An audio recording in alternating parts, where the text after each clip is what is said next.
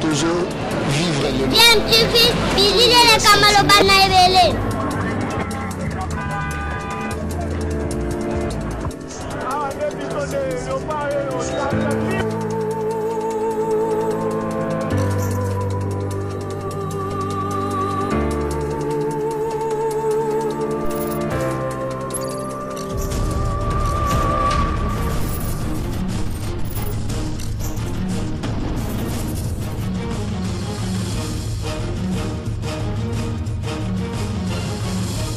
DMTV toujours en avant.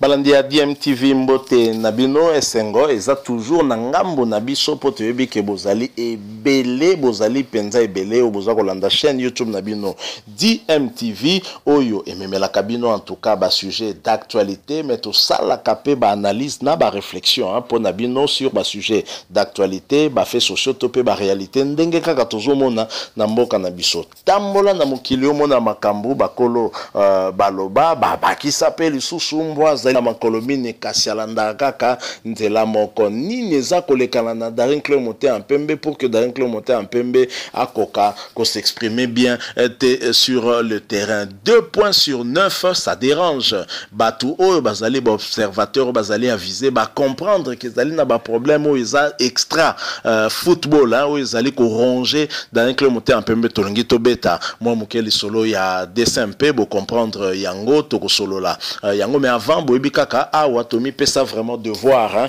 ya ko sensibiliser bino pe ko sensibiliser biso surtout par rapport à état maladie ya COVID-19 parce que prévention yango ndezali meilleur moyen pour na biso ko éviter maladie wana dou et sengeli na biso to continuer ko respecter ba mesures barrières pour te ba komi batela face na maladie oyo ya COVID-19. Alors Daring Club Motema Pembe azana match moko munene ce samedi hein contre le Football Club Renaissance samedi 17 octobre 2020 dans stade des Martyrs. Daring Club Motema Pembe fois beta na mwana na ye Renaissance ezali derby ya ba vert blanc rouge kaka na orange nde kabola bango et donc Daring Club Motema Pembe oyo auti ko sala match nul hier na Goma kuna na Dauphin Noir hein. Daring Club Motema Pembe a sollicité qui report ya match wana mais linafuta lobi niet pas question bokobeta match wana boko kima match wana te Daring Club Motema Pembe azali ko banga kokutana na Renaissance aboyi kozala yaya ya liboso to pe mukolo ya liboso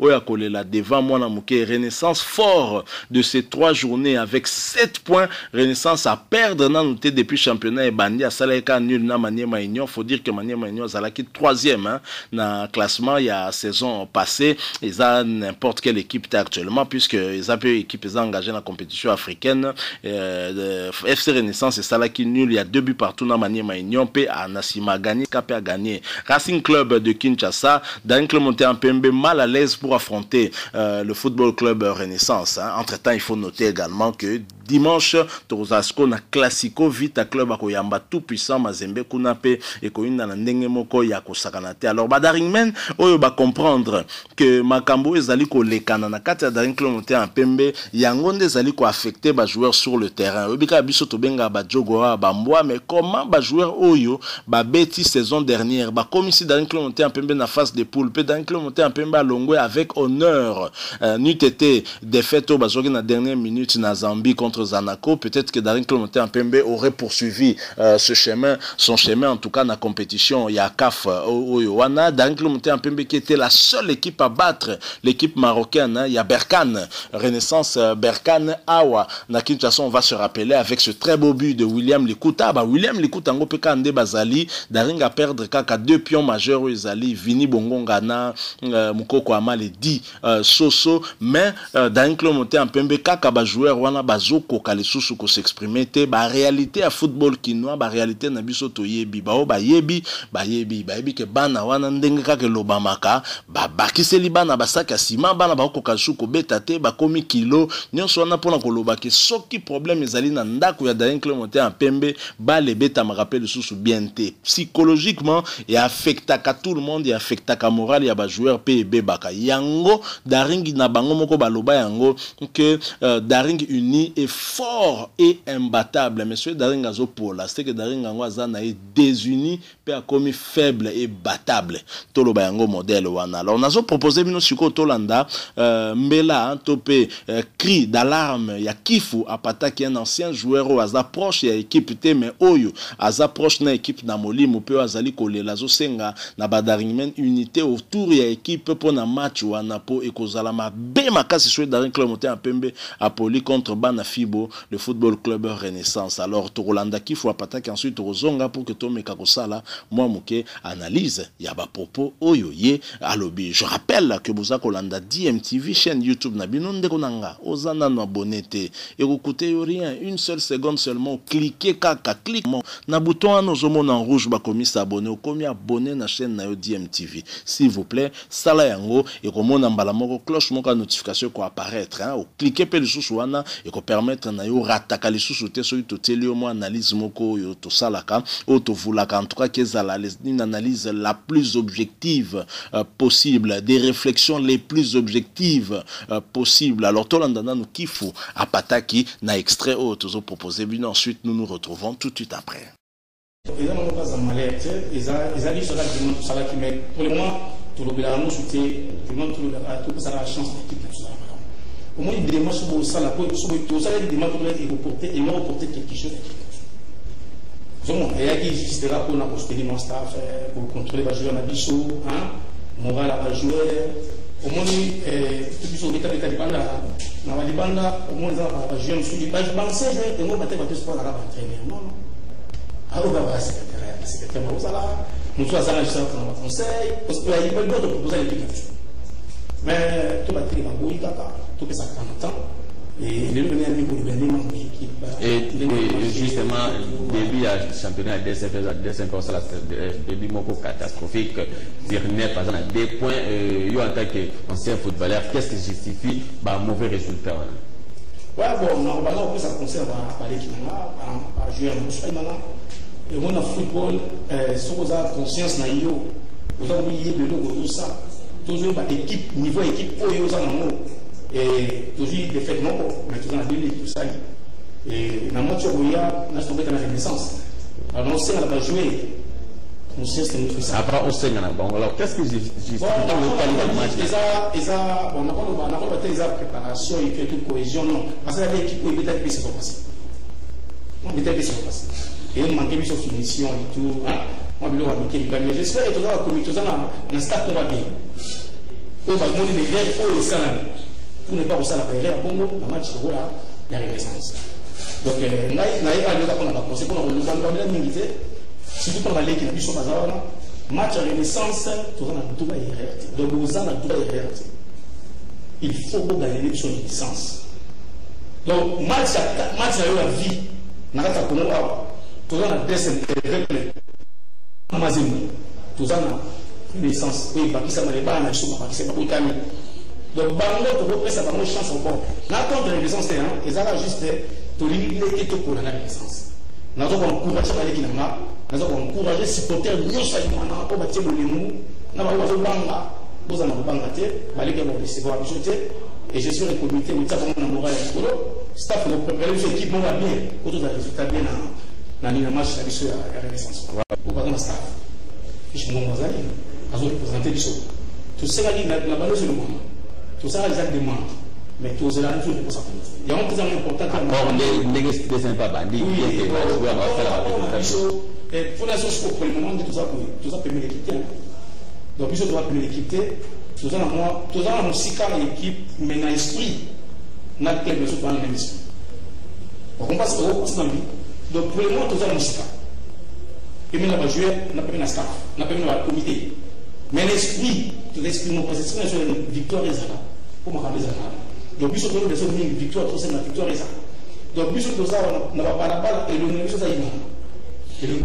Donc, le message de l'ancien mot, on a des dirigeants au Bazana, on a au comité qui est en place. Et tout le monde qui se compose dans les tout le monde a des démarches il faut tous ensemble, la début à championnat, autour de Wanamakampo, il m'a dit que nous sommes anciens, la comité Wanamakampo, non, c'est un bateau, ceux qui m'ont laissé, il faut, et puis, c'est le niveau de poli, bateau, bateau, c'est bien. Bateau, vous avez la mission d'Aliman. Vous avez un comité. pour vous autres, c'est personne qui manipule. Les gens passent dans la bateau. Dans le seul bateau, on a le même esprit. Dans la marche de la Renaissance, tout a le même esprit. On va comité, parce que jusqu'au moment où nous avons tout dans le monde. Bisous de l'État va jouer sur le terrain. On va faire ça au bien. Il y a un seul qui va supporter. Il faut pas supporter la imam. Tout le monde a 1000 francs de bisous de changement. Et là, c'est très important. 1000 francs de côté et 1000 francs de bisous de supporter. Tout le monde a présent sur les livres pour nous avoir présent section foot. Bah, faut nous la bisous de nous avoir compte à banque qui va supporter. Tout ça, 1000 francs de chaque fin du mois. 1000 francs de côté et 1000 francs de ressources à jouer la mission définitive. Vraiment, malheureusement, on a une qualité. C'est pour faire le mieux sur l'imam. On va télé, on sait qu'on va le match. Tous à la guerre l'équipe. Tous à la caméra, on s'est dans le monde de l'autre. Tout le monde a battu au Samela. Sauf à dire que c'est un Samela. Battu au Samela, au Samela pour l'imam. Battu au Samela pour l'imam. Tous on a besoin de victoire dans la Renaissance. Et après la victoire, on a besoin parce que c'est dans 5 personnes à prendre l'équipe. Bino la supporter, va comité au mois, va comité en place. Si vous pouvez nous sur ensemble la l'équipe d'Abisso, nous allons choisir de jouer à la star de débat. Comment on appelle ces Bino bonne chance, dans 5 jours au Congo, dans 5 jours à Imana, pour que ces Bino bonne chance à match. Nous allons Simana Bino, malgré la télévision. Voilà, nous sommes de retour. Botiko Landawana, réaction à Kifo Apata qui avant match Oyo, faut opposé Daring Motema Pembe na FC Renaissance, Boyo Kinden Kifo Apata qui a lobby. Il n'a rien contre les FC Renaissance, mais il y a Zaïmanien. Et au vu, il y a Makamdengezo Kende Naïmana, il y a péril en la demeure. Et donc, Kifu a éco l'amoussa en quelque sorte, Baïmanien, Sogito Salike Bate, Daringa, vous allez humilier samedi, et vous allez vraiment malamouter Sengeli, même attends la guerre, sur les guerres, Ezali, c'est les feux Pezala, Kabatu, Bapeminano, Mabitumba, Botiena, nous penase. Il y a un qui faisait Sengato, Tiana, nous nase, to qui pena, nous ka Renaissance. Après, zongla na biso bako swana wana nenga to swanaka mais pour la cas Renaissance pena pardon totiana c'est kifu de poursuivre de dire ya sambela ka kenda sambela pona équipe na ye oyo pa kota ka bokoko akota bokoko kaka pona équipe na ye c'est dire que badaring men on dirait baza prêt ya kondima ko pola na bango na maniema enyo ba poli na bango mais na Renaissance nde bazobo ya makasi mais est-ce que ça va marcher vu que moral ya ba immaculé za pena obo fixe c'était za na se makasi. Par contre, moral ya bana fibo ezali kolo et ma baisse ko ezanini botu nanga nini ma baisse ali lisusu que Daring monter en pemba zobeta na fibo équipe moko boye o yazana na rien à perdre dans le sens ni na sens que fibo a gagné na nanu imanate donc ce que fibo match wana poli toi sali na nil et ozana ngo gravité d'ailleurs tant fibo sala ka nil na imana bangonde ba sepela ka mingi po bangonde ba yaka ko égaliser imana trop souvent et c'est pas ça ka modèle wana alors fibo soki a poli na imana ozanango du nouveauté donc ba okama pepe na mingité mais soki Daring nde a poli je vous assure ils ont risqué non, je n'ose même pas imaginer. Aux alaka terrible. Donc, derby, y a ban à vert blanc, y a onde toujours c'est la samedi oyo avant goût. To vivre les choses classico entre 20 clubs na tout puissant Mazembe au pa betika ka match mon comme makamto ala ko boya nde yango yo lina foot fait ko fa moni makampeuna to boya ya ba équipe monsieur comme na ba 3 journées monsieur ezaka na ba journée moko yango penande toujours boya makasi Mazembe pardon beta ba match ndenge mona baninga po ba système wana ya onireza ba système ya ba GLS je ne connais pas vraiment les raisons mais ils allaient vraiment quito côté comme on a ke baninga ba comme on a ba 3 journées Yazaka na journée moko vite tapé 2 journées kaka vite tapé mis pendant 10 jours ce n'est pas normal et Sengeli côté on a ba quand même ko obongisa alors un match qui nous promet en tout cas beaucoup de choses au vu il y a moral n'engeza en baisse na niveau Daring monter en pembe pe moral les ali likolo makasi na niveau Renaissance tokotala nini et kopesa biso sur le terrain est-ce que Daring men bakoyoka cri d'alarme ya Kifo Apataki bakoyoka cri d'alarme ya ba supporter ya imana ndenge baza kolela pe batia na se batia na ba ego na bango mupandi bakanda na bango mupandi basanga sangana nanu po Daring soka sangani na kaka koma ka fort pe imbattable na niveau moko ya mukete béton ka lokola fati mais soki bakei kaka modèle wana o batumsu la kavandi na kwa zo sepela pena défaite ya Daring Club monté en pembe mais mbogo eza mystique ya vous avez supporter équipe wana mais po olingaka mutu ya oazo diriger actuellement te ale okepe na osali pe makambo équipe kangami makam to mona na kini ya wana et ce n'est pas étonnant de voir que ba équipe ya Kinshasa malgré que Botama avant tout puissant Mazembe 1935 puis 1936 pour la avec club na Daring Club monté en pembe mais tilelo bazaka na coupe continentale moko Sony nyon soto wana c'est un problème non seulement d'organisation mais ça peut problème ya mitema mabe na kati ya ba équipe wana je crois que ça doit changer mentalité ou ezali kovanda na ba supporter pe ba dirigeant ya ba équipe ya Kinshasa sengeli koka ko évoluer et changer bolingo ya équipe ndé faut primer au-dessus ya ba bolingo nyosto boko ikozala nango parce que après tout Daring ndazali ko unir tout le monde donc ceux qui au sepelaka na dirigeant tel Daring ka ndé mutazali point commun voilà les solo tonga to memela bino avant derby au to vivre samedi entre le DSMP et le football club Renaissance so bo sepeli na les solo nde to beti botike la biso like so bo sepeli pété bo botika to lo ba dislike na ebité so lo ba maka donc bo ki sabiso te bo commenter la commentaire et ça la bien to tanga ta commentaire na bino pesi point de vue na peut-être ya différent na ya biso za problème te ndeko nanga ozana na abonné. Cliquez kaka na bouton nous en rouge ba komi s'abonner comme abonner mbamo na chaîne na DMTV. Ah merci beaucoup namoni ko sali yango ko bossa na tête la pe cloche ya notification apparaître tout de suite dès qu'on s'abonner cliquez na yango ce que permettre et alerte ka yoza lokola alarme et signaler yo la muka DMTV uti ko boaka vidéo moko sikoyo o banda suko raté logo moko te Tommy Batela pe boyebika Cristiano Ronaldo a joué Covid-19 a su coronavirus après Zlatan Ibrahimovic pour y pas joaki yango donc soki bango bandete ya mobesu ba peli na moto bon biso bandeta okauka Tommy Batela bandeko na ngai to respecter ba mesures barrières parce que prévention des meilleures armes na biso pour lutter efficacement contre maladie wana merci encore une fois na bino pour l'attendre na bino bo disposer pour la Rolanda biso to kuta na bino prochainement sur nzamba bateli biso avec un autre sujet d'actualité en attendant portez-vous bien et DMTV vous dit au revoir.